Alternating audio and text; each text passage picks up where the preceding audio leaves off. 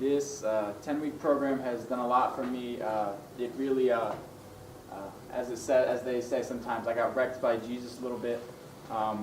This 10 weeks, really the whole 7 or 8 months that I've been here so far, but it was really emphasized during these 10 weeks. The Lord brought a lot of things to my attention that I struggled with that I didn't even realize. Being at home in my church, life was so different there versus coming here, and I'm not afraid to say that I've struggled with pride for a long time. Those of you that know my testimony and stuff, I've talked about this before. And I didn't really realize the extent of it until this program started. Going into this program, I was very prideful. Like they told us they were going to teach us to study the Bible and stuff, and I was like, I read the Bible all the time. What are you talking about? But the Lord really broke up a lot of that. I started realizing that though there was stuff that I knew, there was a lot of stuff that I didn't know. And it's like AJ once said that the enemy of growing is knowledge, is what you already know, and being set in that and not being willing to grow more. And Larry Pons has said before, the enemy of the best is the good. What keeps you from being your best is staying where you are and being happy with what you have. Like I said, going through the Bible studies and stuff, I knew a little bit about the Word, but what they taught us about inductive Bible study and what Erica taught us about how the Bible is broken up and stuff, it's helped me a lot in getting to know the Lord more and being able to more effectively study His Word. And all the different themes that they've taught us, like about personal holiness and relevancy, like how the Bible is supposed to be relevant to our lives. It was all stuff that I knew, but it wasn't stuff that I really walked out in my life. Going into this, there was a lot of different things. There was stuff that I knew and that I practiced and that I learned more about. There was stuff that I was reminded about. And like I said, there was stuff that I thought, but I never actually did. And there were all kinds of new things that I learned. And a scripture that came to my mind when I was preparing this is Matthew 13:52. I'll start in 51. Jesus is going through the parables and stuff and talking to them. And 51 says, Jesus said to them, "Have you understood all these things?" They said to him, "Yes, Lord." And then verse 52 says, "Then he said to them, Therefore every scribe instructed concerning the kingdom of heaven is like a householder who brings out of his treasure things old and new." And I thought that was really good because Jesus just pretty much summed up like all of how he taught people. He brings out things old and new. Jesus, for the first 30 years of his life, he was growing in stature and in knowledge of the Word. So he knew the Word, and he was bringing out old things, but at the same time he was bringing out the new promises that the Lord was going to deliver through him. He was teaching them about accepting him as the Son of God. And that really struck me because that's kind of, the things old and new is kind of what the Lord was speaking to me through this, because there were things that I knew, but I had become set in those ways, and now he was giving me new things to bring before people. So it's the old and new things are really, I guess, Scripture is considered, it's always relevant, but it's considered the old, and the revelation that the Lord gives you personally, it will never be contrary to Scripture, but that's more of a new thing. It may not be in here, but it won't be contrary to this, of course. All the things that they talked to us about these different topics that they had every week, they all culminated into the Extra Mile Challenge, which Zach just spoke about. And what it was is we went to Lee County, Alabama to help out with the hurricane disaster relief. And when they told us in our opening discussion, they were like, "This is your chance to walk out everything that we've been teaching you, everything that we've taught you."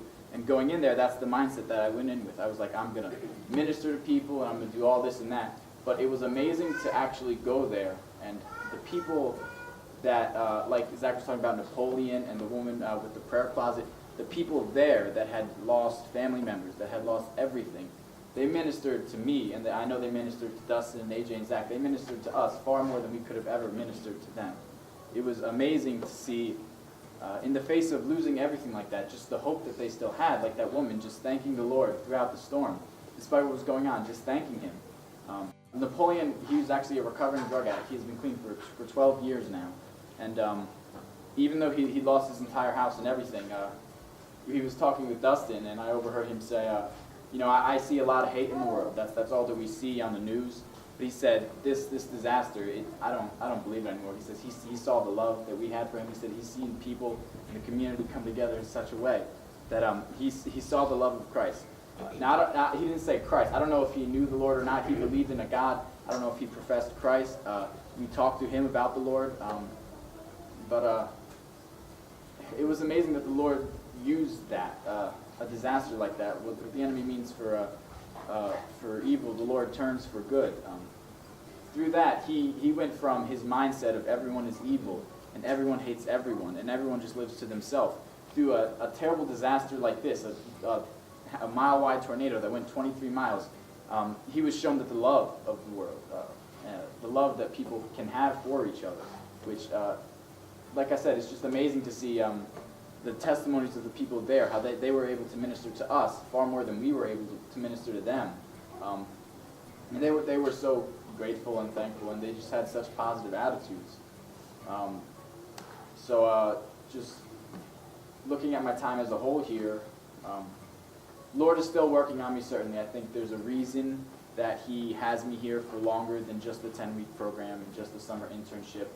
The work that he started in me, all the things that he started picking up, it started 7-8 months ago. It started on September 4th. These 10 weeks were a set-apart time, but in reality, this is just a set-apart place. And you guys are our set-apart staff and a set-apart ministry. Since I got here September 4th, the Lord has just been doing things in me. And there were a lot of breakthroughs these 10 weeks, but I know that it doesn't end. The extra mile ended, but I know that the Lord's work in me hasn't ended yet. There's still things that he's doing in me that haven't come to fruition yet. I'm going to be here for a month and a half for the summer internship, and I don't know what's going to happen after that, but I know that the Lord has me in here for a long time because he has a much larger work to do in me than he could have done in just the 10 weeks. It's what he did in the 10 weeks, plus what he did in the months before that, and plus what he's going to do in the time to come. It's like a complete, like an engine overhaul, basically. He's just all of my thoughts and everything that I think, he's just flipping them all upside down, but for his good, for the good of his kingdom. My thoughts before, like I said, the pride and everything, they were good for me. They worked for me.